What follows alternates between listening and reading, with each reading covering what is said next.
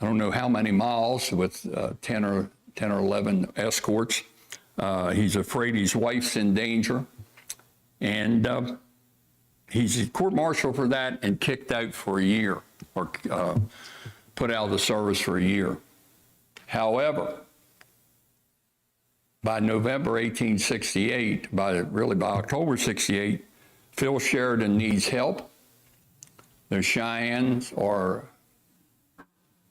not on the warpath, but they're causing problems in Kansas and other places. So Custer is brought back and put into action, and they'll result in the Battle of Washita.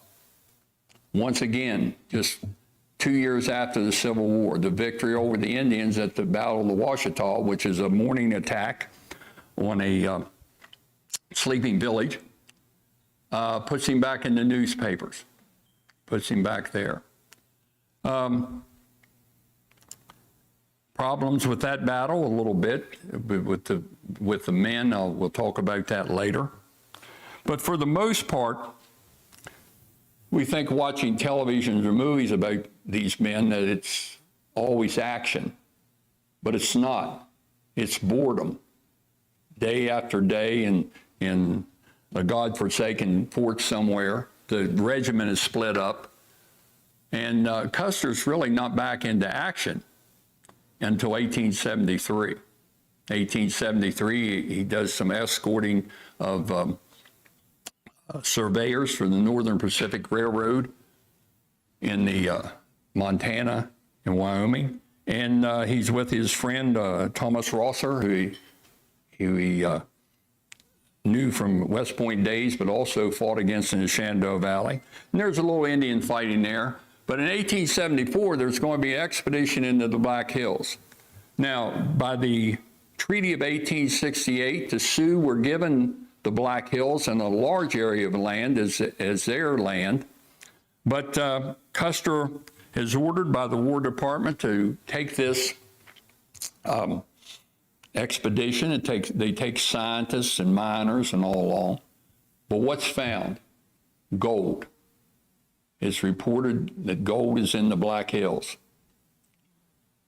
The Grant administration will try to buy the Black Hills from the Sioux. They claim it as their holy sites. They've really only had it for 100 years from other Indian tribes. So there is a meeting at the White House in, I believe, November 1875. And at that meeting, it's decided that the Indian problem will be taken care of now, not by the Indian Bureau, but by the War Department and the Army. Now, some other people we're going to talk about quickly. Marcus Reno is a major in the command of the 7th Cavalry. He's had been a good soldier in the Civil War. He finishes up the Civil War as a commander of the 12th Pennsylvania Cavalry, and he's in this area, especially around the Harpers Ferry, Lower Shenandoah Valley area. He marries well during the war, a lady named Mary Ross from Harrisonburg, of a well-to-do family there. And he's posted in the West. And during this time, his wife, however, is very ill. And he asks for a leave to go back home to see her. And it's denied, and she dies. And from then on, even though he might, like all these men who fought in the war, might have PTSD, as we call it now, or they call it then soldier's heart, he may have started hitting the bottle a little too hard. But he is going to be Custer's second in command on the expedition that we'll talk about a little bit later. Captain Frederick Benteen. He's a type A personality, just like Custer. He can't stand Custer, and Custer returns the favor. He commands a company in the 7th Cavalry. He's fought in the Civil War in Missouri, And although he was born in Virginia, his family was there, lived there. The family moved to Missouri. When the war broke out, his father was a rabid Southerner and told him he hoped, when he said he would be in the Union Army, he'd hope someone would shoot him. Later on, he captured his own father and made sure he got him out of the way. He had him not really put in serious confinement, but he got him out of the way of the war. But he's a great soldier. He ends up fighting against Sterling Price in Missouri as a colonel. But it's in the 7th Cavalry. The big problem he has with Custer concerns the Battle of the Washita. During that battle, which I said was a Union victory, Major Joe Elliott and 19 men took off, and Custer didn't know where they were. What was happening after they captured the Indian camp and took a lot of prisoners, especially the women and children, other Indians from other villages, now the snow on the ground, very, very cold, started moving into the area trying to deliver a counterattack. Custer moved out, going back to the forts a few days away. And what he found out he could do then, if he put the women and children inside of the command, circled the command around the women and children and kept moving, the Indian braves wouldn't do anything because they was afraid to shoot and hit the women and children. But what happened to Joe Elliott, they found out later that he and his men had been ambushed and all 18 of them had been killed.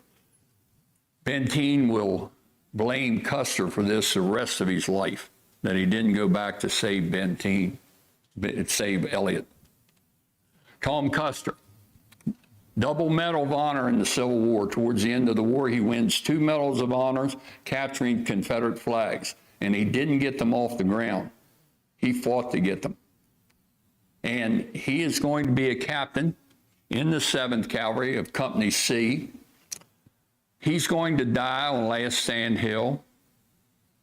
Brother Boston, who's there as a guide, not as a soldier but guide, will die on Last Stand Hill. Audie Reed, their nephew, who's there on summer break, will die on Last Stand Hill. And James Calhoun, who's married to Maggie Custer, Lieutenant James Calhoun, will die on Last Stand Hill. So 5 of the family will die there on June the 25th. And this is about the time in Montana, on Montana time would be, we're about 7:25 now, that the battle would be coming to an end. Okay. But all 5 of the family died there that day. Now, Sitting Bull, a great warrior in his younger days. By this time, he's 42. He's looked upon as the, not you could say dictator or anything, but the Indians looked to him as a spiritual leader and also as a war chief to give instructions. But remember, the Indians are not fighting like the soldiers will. The soldiers fight on orders. They're given commands. The Indians fight what was called on your own hook. They're once they get into action, they're either, if it gets too hot, they're going to retreat or whatever, but they're fighting for their own advantage. Now, Sitting Bull had refused to sign what was called the 1868 Treaty of Laramie. In that treaty, which ended the Red Cloud War and gave the Sioux this big expanse of land as the reservation, including the Black Hills, he didn't sign it. and a lot of his followers went with him, which was okay. They were living just their life in the plains like they always did. They had about 90,000 square miles they could wander around. But when the miners started coming in to the Black Hills and other settlers started coming in, every once in a while, you had trouble. You'd find dead miners or whatever, or the miners would attack some of the Indians. And that was the problem. So when Grant had this meeting, he told them and sent runners to these Indians in their winter camp. If you're not in here by January the 31st, 1876, you're considered to be hostile and the army will come after you. Well, they didn't come in. The situation was that the Army had planned, Grant and Sherman and Sheridan. Of course, Sheridan was the head of the War Department then, like Pete Hitchens is now, and Sherman was, and Sheridan was a commander of the Department of Missouri, which included Fort Abraham Lincoln, where Custer was. So that idea that if you're not in by a certain date, you're considered to be hostiles and will come after you. So a little bit, as I said, he was a mystical person. Just a week or so before the battle, which is in June, he will participate in the sun dance. And in that, before he started in that sun dance, he cut 50 strips of flesh from each arm. And he started dancing. And he danced for a day. And he danced into the next day. And then he passed out. When he woke up, he told him his vision. Soldiers falling into camp, upside down. And the rest of the Indians knew what they meant. A big victory was going to come. But he warned them, you can't take anything from the dead bodies. You can't take their uniforms, take their guns, leave everything there on the battle. The Great Spirit has told me that. Okay. But other Indians, I don't have pictures here. Of course, Crazy Horse, you could compare him to the Achilles of the Trojan Wars. He had a vision that he could never be killed by a bullet. And it was true. When he did die later on, he was killed by a bayonet thrust into his back. But other Indians, Gall, Rain in the Face, all the Sioux great warriors that you've read about or watched movies about, documentaries. But he's not going to fight in the battle. When the battle starts, he's to help to get the women and children out of the way. Okay. Now, the campaign of 1876 was supposed to start in the winter to catch the Indians in their camps where they couldn't move around. And the idea was to have 3 columns, one from the south led by General Crook, the Wyoming column, another sent from Montana under General Gibbon, one of the heroes that repulsed Pickett's charge at Gettysburg, from Montana, and also then Custer would lead one from the Dakota Territory from Fort Abraham Lincoln. They couldn't get anything started in the winter. They just couldn't get, except for Crook. Crook did make a bold move into the Wyoming Territory, and one of his, Joseph Reynolds, one of his colonels, was able to strike a Cheyenne village and win a minor victory, yet the Cheyenne got away, and they also got away with their pony herd. and then Crook retreated until the summer.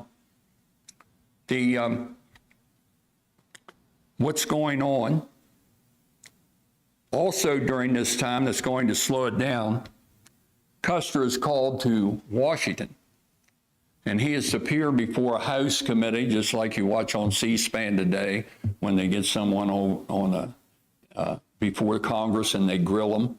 And Custer and the Custer family had always been good Democrats. They were, especially his father. And many of the people in power at that time, especially there, were Republicans, especially General Grant. But what he did in this hearing was he accused some people in the Indian, we call them the Indian Bureau, of mismanagement of the funds. In other words, the Indians weren't getting enough food, and they were profiting off of that, the people there. But it was all hearsay evidence, and he sort of implied that Grant's brother was involved in this. But it was just, this guy told me this. It's nothing that he saw. This testimony made Grant furious. And he tried to meet with him. Grant had suspended him, and Custer went to the White House and tried to meet with him, to no avail. He gets back on the train and heads to Chicago. He can't get any help there from Sheridan, real help, to change Grant's mind. But when he finally gets back, he's going to Alfred Terry, who had been a hero in the Civil War. He won some big battles, especially the Battle of Fort Fisher. But he's Custer's superior at that time, but he's not an Indian fighter. So when it gets time to go on this campaign, Terry is hitting the telegraph back to Chicago, and Sheridan is hitting the keys back to Grant. We have to have him. We have to have him. And they go in the story, whether it's true, how much of it's true, that Custer's on his knees begging Terry to put him back in command. Grant will agree to that with a couple caveats. His superior will lead, Terry will lead the column from Dakota. Custer will only command the cavalry. So in the spring, late spring, they're getting ready to go. Gibbon has been coming across from Montana. They know the Indians are there somewhere. They just got to find them. Montana's a big place. Okay? They're figuring they'll meet about 800 warriors if they have to fight. And there's no problem, as far as Custer concerned, there's no problem with taking on 800 warriors with the 7th Cavalry. But Gibbon is moving to the east. He has about a column, about 400 men and some Crow scouts. And a lot of these men are infantry. Just think about walking across Montana, as the infantry had to do. A lot of them, the snow was still on the ground in the late spring. They become snowblind. But they're moving, and their scouts are out, led by Lieutenant Bradley. And of course, I said they had Crow Indians who were bitter enemies of the Sioux, Crow Indians as scouts, and they're trying to find that group of Indians. Okay. Now it's a big group. When these Indians get together, it's a big group. They can only stay in one place for a few days because of hygiene and so on. They're going to be moving.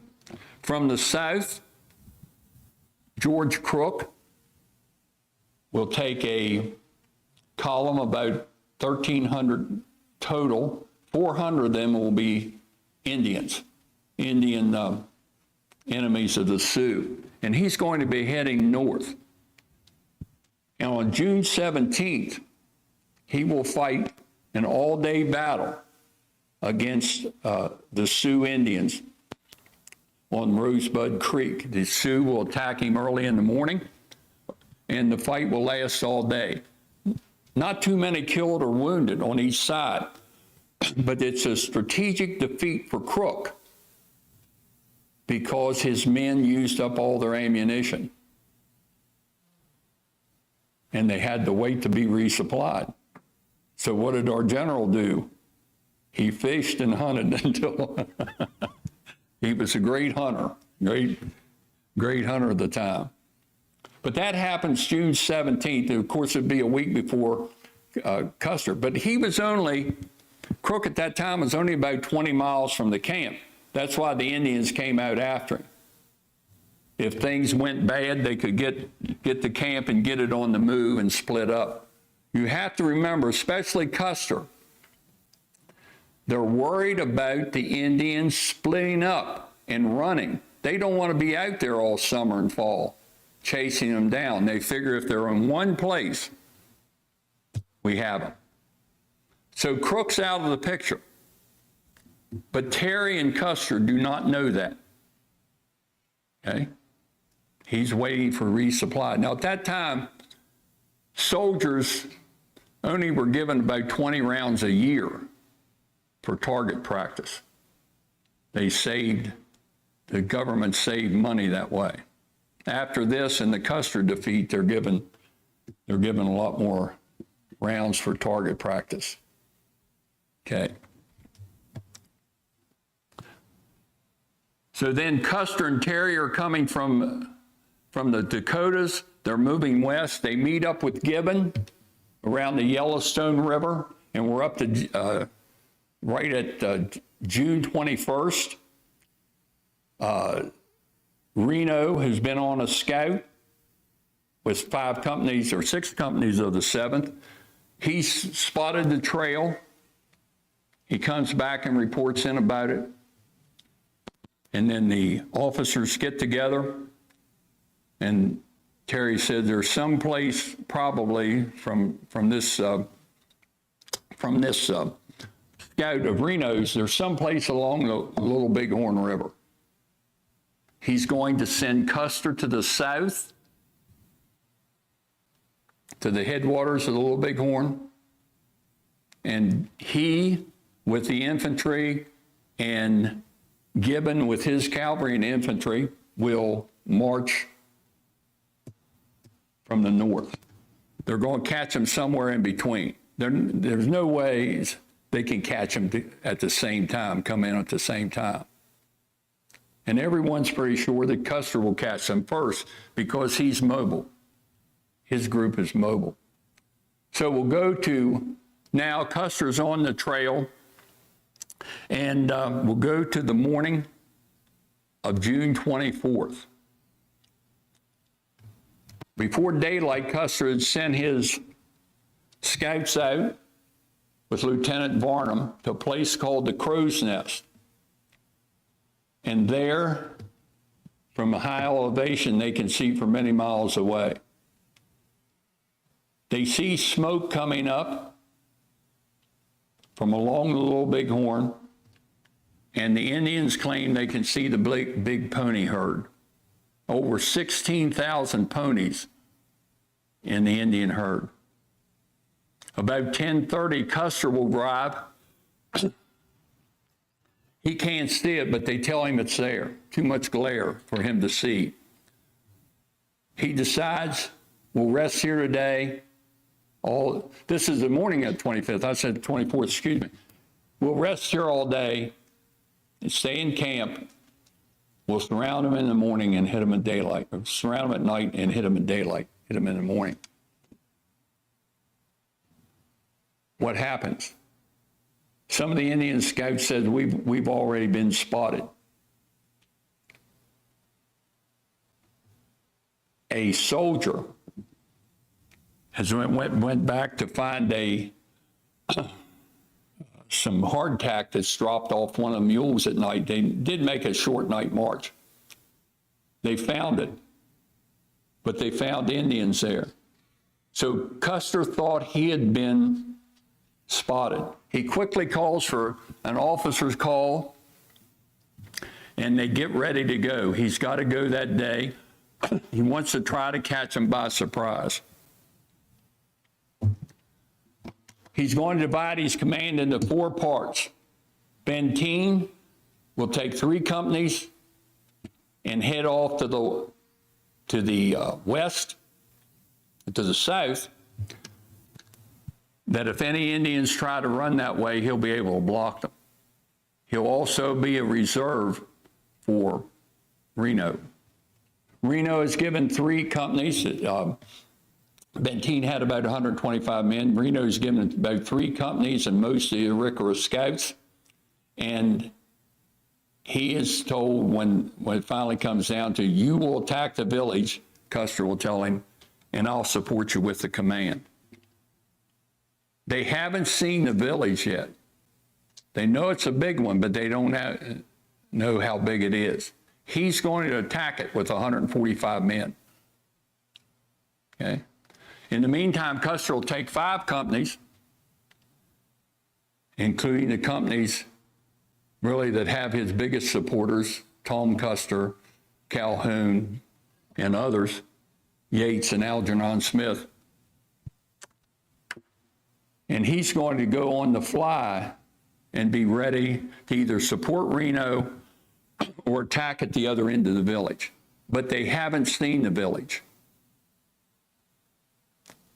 So in the afternoon, Reno with his 3 companies will attack, head right for the village, and they catch them by surprise. The Indians have no idea that they're even there.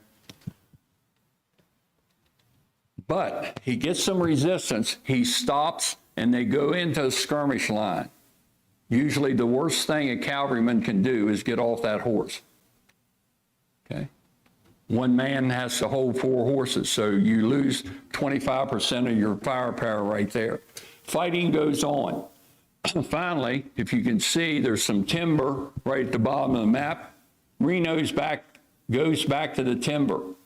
Now, that's a great place to be if you have to fight Indians, because they're not going to charge in on you.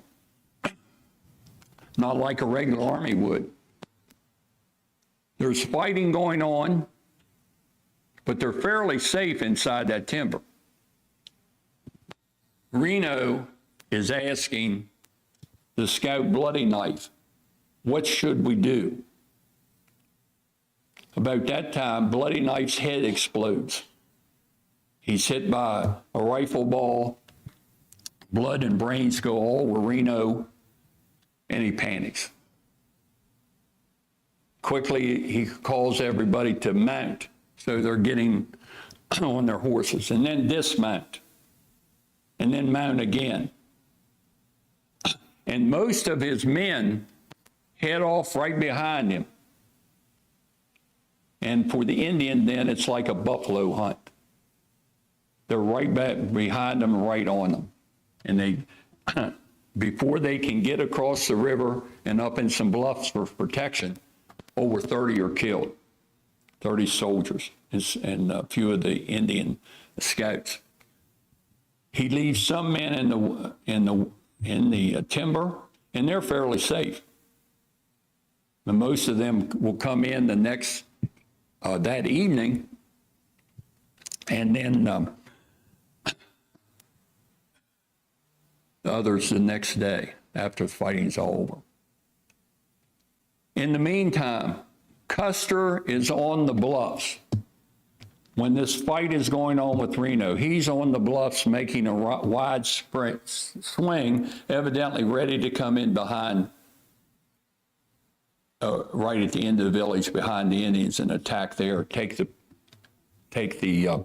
pressure off of Reno. He knows Reno's in a battle. He can see that. Finally, though, he sees the village and sees how big it is, but he doesn't see any men there. So he said, he's planning then to go to the end of that village and strike it. He'll send one man named Daniel Knipe, Sergeant Daniel Knipe. He's sent back, he'll later say, because he had the fastest horse. Years later, he's one of the great moonshine deputies in North Carolina. That was his life story, how he ran down moonshiners.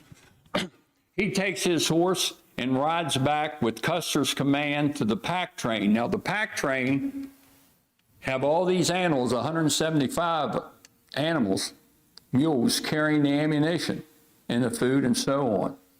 The idea to get back to the pack train and get that ammunition up here as fast as you can. So he's riding back. He sees Benteen and his 3 companies on the way back, and he says everything's going all right, and he continues on. A little bit later, Custer continues on, and he makes his mind up to attack the village. He sends back an Italian soldier named Giovanni Martini, or sometimes they call him John Martin, but he can't speak English very well. So W.W. Cook, Custer adjutant, will write out on a piece of paper. So he doesn't want the message that's going to Benteen to get mixed up in the translation. So the message is as famous in Western history as maybe Colonel Travis's victory and death at the Alamo. Benteen, come on, big village, be quick. Bring packs. P.S. Bring packs. It's a straight command to Benteen to get there as fast as you can. Martin arrives there. He meets with Benteen. Benteen's probably a little bit to the west, getting close to Reno's position on the bluffs. Benteen looks at the message and he's somewhat confused. If I'm supposed to be quick, but how can I be quick and bring the packs? The mules moved at a slow rate. So that's what he'll use as his excuse later on. Custer continues on, and he will go down to get to the village, he will go down what's called Medicine Tail Coulee, a dry run downhill from the hills. He'll send at least two companies down there. It's kind of questionable. But all this time, he's going to be thinking Benteen's coming. So he's going to send 2 companies towards the ford on the Little Bighorn. Let's go back one, maybe. He's going to send the 2 companies down here towards the ford, right there. Those companies will be stopped. Now, there probably were Yates's and Smith's companies. There's some question. That's why 150 years later, it's sort of like the JFK assassination. You got a lot of controversy what really happened, because you're not going to have any survivors from Custer's command. You'll have Indian survivors, and they give different accounts, but they were more interested in seeing what was in front of them during the fight. They're going to cross there. There's going to be a little skirmish there. Maybe at least one officer is shot. And they're going to head back up onto the hills, and they're going to reunite with Custer and his headquarters staff, and also the 3 other companies that's commanded by Miles Keogh, a soldier of fortune who had fought in Italy and fought in the United States during the Civil War. But he's leading 3 companies. Yates is leading 2, but Custer's in overall command. But once they start dropping down towards the river at first, they lose all contact with the other troops. They're not going to be able to see any dust clouds of where those troops are. What will happen then quickly? The Indians, most of them are going to be on foot at this time. They're coming up slowly. Custer, Yates, and Keogh, they're taking their time.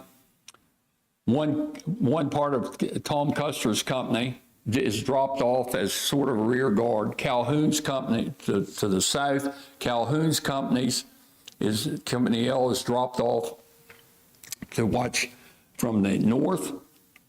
And they put out their skirmish lines. They get the horses behind the hills, the swales to protect them.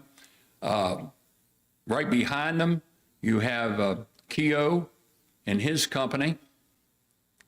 And they're sort of a rear guard as Custer either now is going to go try to find another ford. Now, what is he trying to find it for? That's another question.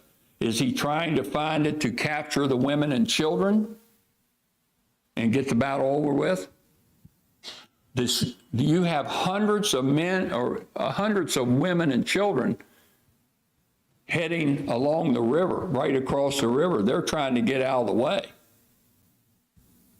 In the meantime, the few Indians Indian warriors in that area at the present are trying to protect them, to keep the soldiers away from. Is he trying to find a way to afford to catch those women and children? Some of them, they couldn't have got all of them, there's thousands. Or was he trying to find a place he could defend, get his men in some kind of a wooded area and wait till either Benteen got there or the other Gibbon and Terry arrive in a day or two, okay? If they could find a good wooded area. But what was he trying to do? But their repulse at that, as they go towards the ford, they run into more gunfire, they start falling back. Company E, Smith's company, is left as a rear guard. But finally, just to shorten it up a little bit, this is going to go on 90 minutes or more before the end. But what happens? The soldiers who have the 45-70 Remington single shot are able to keep the Indians back for a long time. But the topography there, the Indians are hands and knees, they're crawling through gullies, they're getting close. Finally, they start getting the horses and getting them stampeded and so on. So you have Company C, they fall. Calhoun's company falls. Keogh's company is overrun. And then by that time, things are looking bad. Okay. Some say that Keogh waited too long. He should have pulled his wing back and they could have ridden away. But they're looking from that last stand hill when it starts at the end, he's only going to have about 40 men. And they're all the time they're waiting for Benteen to come rescue them, or at least come in on the Indian flanks and get them running. This shows the end of the fight. As you see, some of the soldiers, probably those soldiers from Smith's company who were protecting there to the south, they're running to what was called Deep Ravine. They will die there, 28 of them. Custer is left with about 40 men. What this is showing is what was called the attack of the suicide boys, Indian boys that had said the night before, the next big battle, we're going to die, we're going to charge them. And they charge, and another group, maybe of Crazy Horse or another leader, charges from another direction, and they kind of break up that formation around Last Stand Hill. The Indians take a lot of casualties here. But they back off for a while and let arrows do the work. Hundreds of arrows going up in the air. After a while, there's no one moving. Okay. So 200, at least 210 men did. There may be more. Okay. Maybe one person did escape, an Indian scout named Curley. He always claimed he did. The other, he was a Crow Indian. The others claimed he hadn't, that he had left before they had. The Indians didn't have to fight. They were paid to fight the enemy. They were just scouts. When the end of this battle is happening, over on the bluffs about 2 miles away, a Captain Weir can see the fighting. He's part of Benteen's group. But once Benteen had reached Reno, who was a major, he was a higher ranked than Captain Benteen, told him, Benteen, don't go. We have wounded. And that was the thing. They didn't want to turn over the wounded to the Indians. And that slowed him down. Whether he should have gone, I know he didn't do it on purpose, but he probably figured, Benteen did, that Custer was well enough to take care of himself. There was always the saying about him, well-known Custer's luck. He could get out of things other people couldn't. This same thing almost happened to him at Shepherdstown during the war. He came to the rescue of another regiment. The Confederate infantry was attacking, and they became surrounded, and they were just lucky to get across the Potomac below Shepherdstown back to Harper's Ferry. But this time he didn't get away. But Reno and Benteen, they go towards what was called Weir Point. But then they have to pull back as the Indians, when this battle is over, they move towards Reno's encampment. Reno and his men will fight, and Benteen's men will fight the rest of the day. The next day, they'll fight most of the day, but it's all at long range. The Indians won't attack them. About 16 or so men are killed during this time. On the 27th, Alfred Terry shows up, and they ride up to Reno Hill. Benteen and the others have no idea that Custer's been wiped out.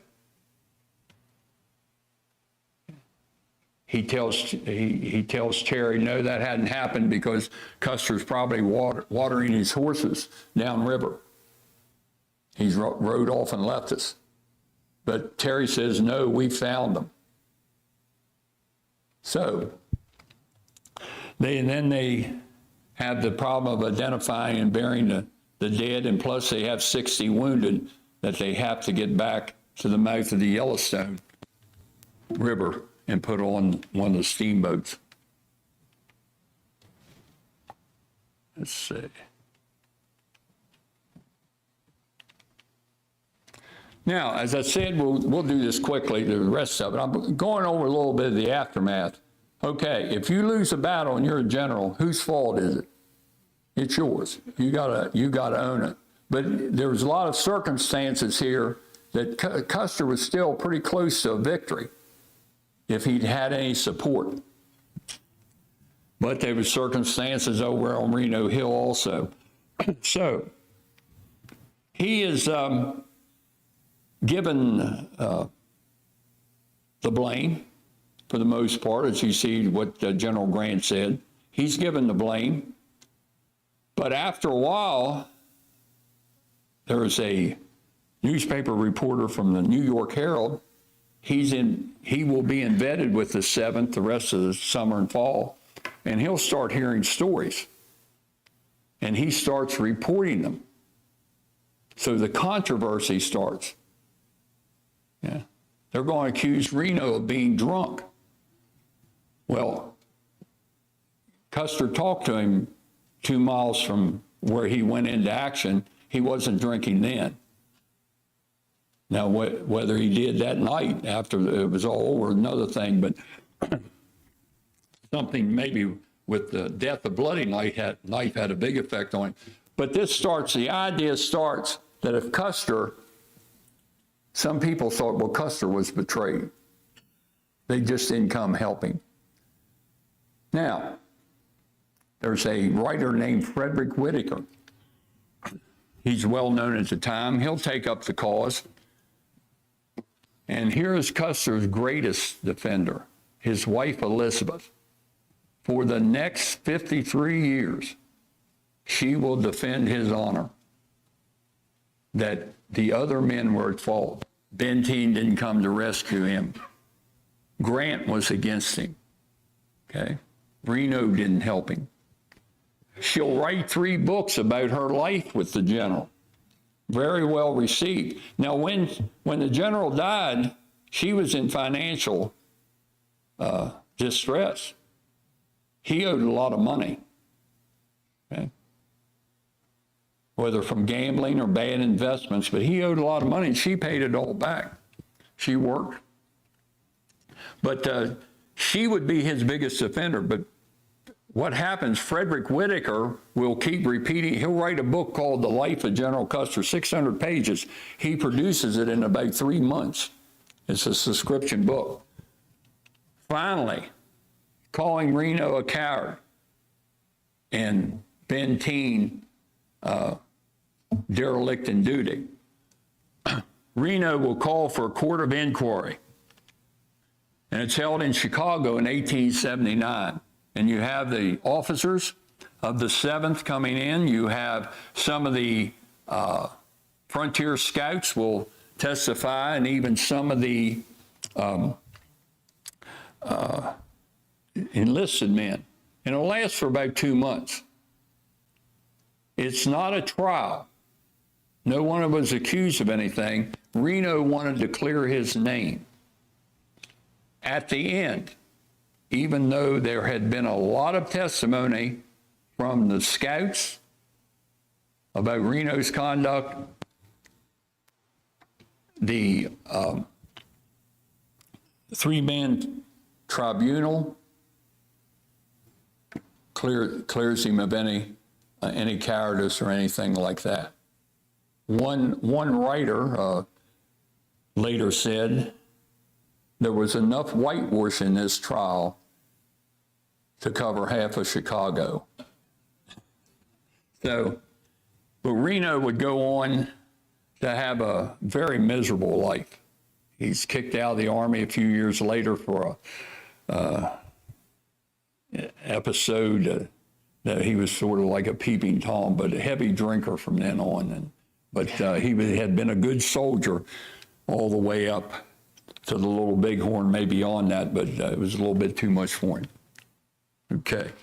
But also after the battle, of course, it's the 100th anniversary of the United States. That hits on July 4th. The news comes in to the east about July the 2nd or 3rd. So it puts a big damper on the centennial celebration in Philadelphia. Okay. Later on, this is in 1890. The 7th in some way gets its revenge, although this is not really a battle as it shows here. Right. At that time, there was an Indian prophet who was preaching the ghost dance. And the idea was if they would dance all winter into spring, the ground would rise up and the whites would be pushed into the sea. And then it would be heaven on earth for the Indians. And a lot of Indians got involved in it.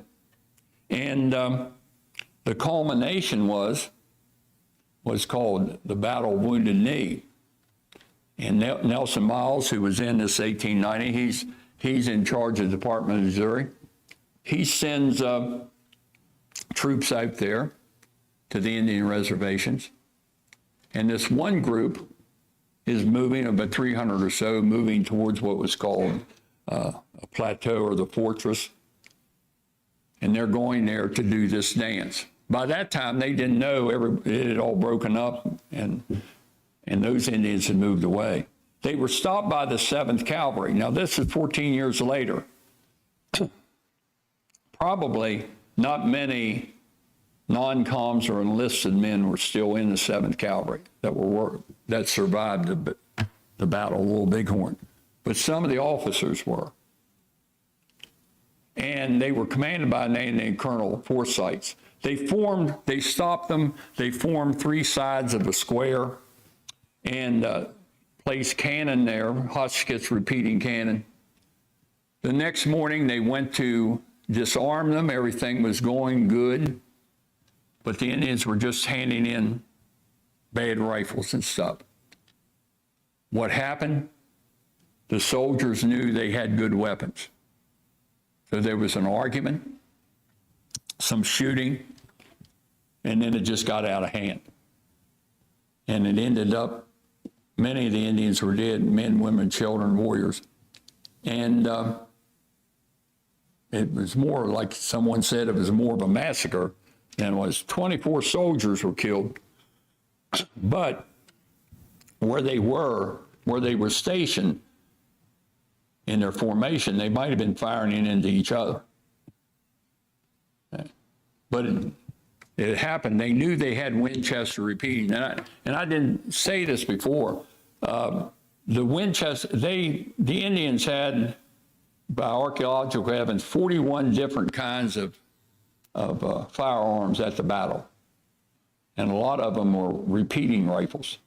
So, furnished by the U.S. government from the reservation. But this causes a lot of controversy. Edward Curtis, a great photographer, in the 1900 or so, he's making a book about the great American, the American Indian. He's helped financially by J.P. Morgan, and he's going around to the Indian camps and picturing them before their way of life is gone forever. He takes 3 of Custer's scouts with him, and he goes to the Little Bighorn. What he sees and hears from them doesn't jive with what he's been hearing. By this time, 20-some years later, Custer is a national hero. But it doesn't jive. He goes to Theodore Roosevelt. He asks President Roosevelt, can you, I've written this up, what the scouts have told me, can you publish this information? Roosevelt refuses. He said, the man's American hero. You don't understand military affairs. We'll leave it at that. But he basically, what he had said, the Crow scouts had told him, Custer knew that Reno was in trouble. He should have went back to help him. He did help him in a way because he did take all the Indians away from Reno. But now, for many years, Custer is, of course, a very heroic person because of this print put out by Anheuser-Busch, Custer's Last Fight, one of the biggest advertising successes in history. Every bar and store in the United States had it. And some of you can probably remember it well, going someplace and seeing the picture of Custer's Last Stand. I remember a lady in Hedgesville, when her husband died, the first thing she did was throw that picture away. It was, it had been in her living room for many years. But this picture, not exactly like it happened, but it was the second most popular print in the history of the United States. Anyone know the most popular print? Close. The print of Washington that would hang in the schoolhouses. Yeah, that was the all-time. Okay, this painting, this man lived in Marlow, West Virginia, near Hedgesville. Went back. William Robinson Lee, he was a trained artist, been in Germany. When he was about 40 years old, he went west. And this is his drawing of the fight. Now, Libby Custer dies, I think, in 1933. In 1934 or 35, a book comes out, Glory Hunter, by Frederick Van de Water. And in that book, Custer is the villain. It's really the first one. And so this is now starting to change. But the 1940 film, they died with their boots on, Warner Brothers. Custer's at his height right here. Errol Flynn puts him right up there with the George Washington and everybody else. But and he dies at the end, you know, with his sword in his hand, and Anthony Quinn's playing crazy horse and coming right at him. But at this time, that's probably the most popular. And I know Channel 5 used to be owned by Metro Media years ago. Their afternoon movie would play this at least 10 times a year. This is probably the best film, an ABC miniseries that came out in 1991, Son of the Morning Star. You can watch it on YouTube. It's probably about 3 hours long. Pretty good depiction of the fight, except it makes it look at the end like it was more of a rout than it was. That the fight around Last Stand Hill was over quickly. The part on Reno fight's excellent on there. Now we end up with this. According to most estimates, the only battle in United States history that's been written about more than the Battle of the Little Bighorn is Gettysburg, a battle where you had 53,000 casualties, killed, wounded, and captured. The Little Bighorn, the 7th Cavalry lost about 260 men total, and about 60 wounded. The Indians, they don't know how many. Estimates range killed from 35 to over 100. They're not sure. But if anyone wants to start off reading about the Little Bighorn, this is probably the best book. It's well written. It's got good research in it. It's not too technical. Okay. Another one written about the same time by a man named Nathaniel Philbrick, called The Last Stand. It's another good one. He's a well-known author. And then you can get into the meat. But this one is probably the best, just to sit down and have a good read. And it's he's not rehashing everything. He's done some research on his own. So I've kept you a long time.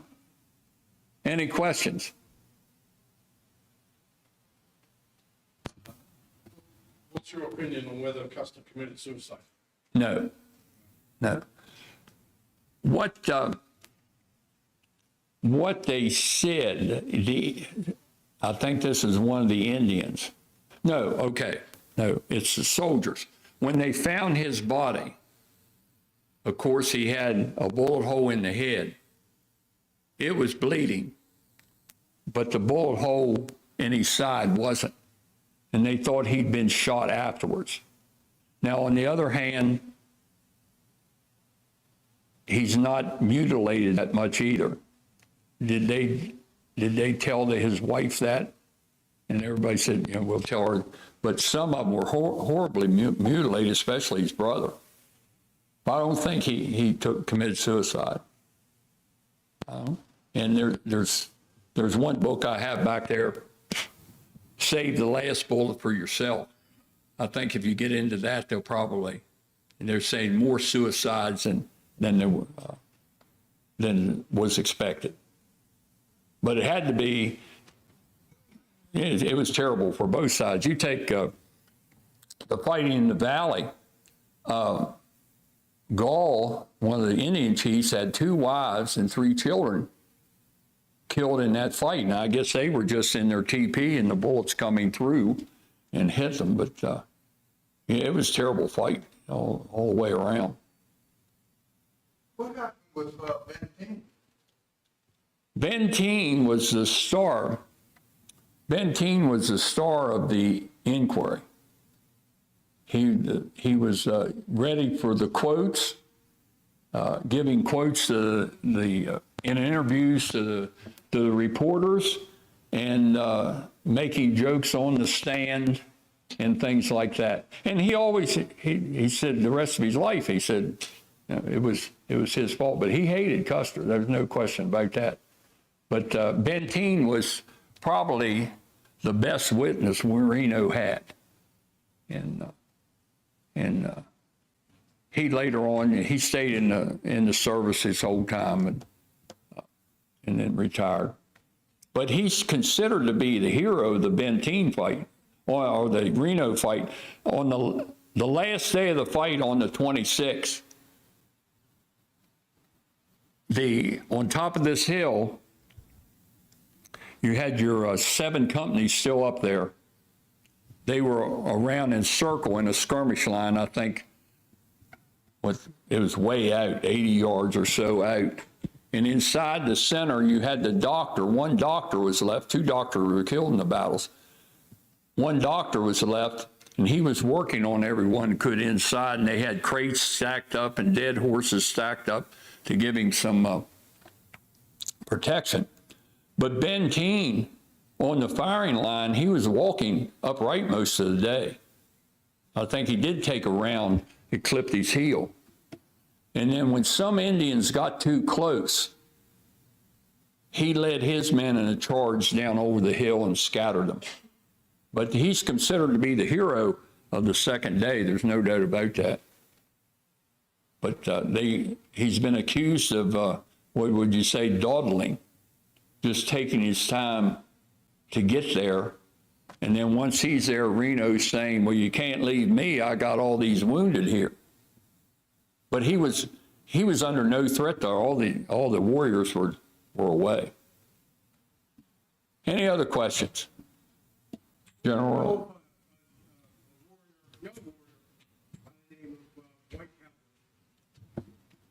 White. I've read about it. Wasn't he one of the ones that said he shot Custer? He's the one who said that Custer came across when the troops came across the fort at the edge of the pulley, there was an officer or someone in charge wearing buckskin, and he shot him in the side and came off the saddle. Right. And it stopped the run. Everybody had Right. to get off the horse and whoever it was he shot. Yeah. One of the horses, and he went back up the pulley. Yeah. So it was thought that he had shot Custer. Right. Now, they didn't know they were fighting Custer. Yeah. Because he had cut his hair, he never wore buckskins before, Yeah. and, Well, he had his jacket off though that day. Not according to White Bull, but yeah, he had his jacket off that day. It was under his saddle. Yeah, it could have been Lieutenant Sturgis or even Algernon Smith. They're thinking now, but they did stop at. he did have a wound in his side. Yeah. And he could have been, but then under his body, they said there's 15 Remington sporting rifle cartridges. So, what? The soldiers had Springfields, but the officers had their own weapons. They bought the best. Yeah, the Remington sporting rifle. You mentioned the Wichita, the battle of Wichita. Was there ever mentioned, and they took a lot of prisoners, ever mentioned that Custer and a lot of his officers took squalls? I didn't mention that in the talk, but that's whether he did or not, I'm not sure. A lot of that's been teen talking, and Well, I've done a lot of research on Yeah. this. And,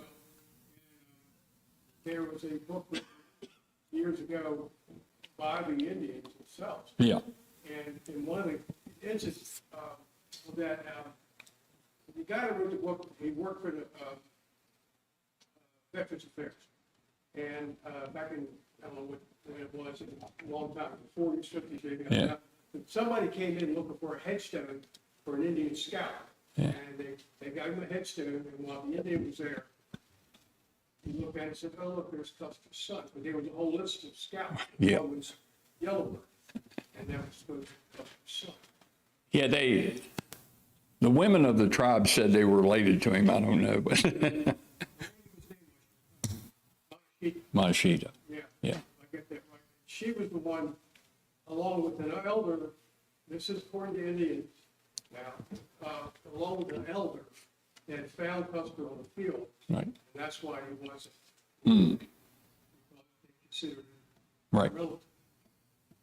Although he did open his ears up with a sewing ball, so he would hear the screams of the women and Yeah. children at the Wakita. Like, That's some of the things that. like I said earlier, this is like the JFK assassination. There's all kinds of things going on. But I seem to believe the Indians. Indian. Yes.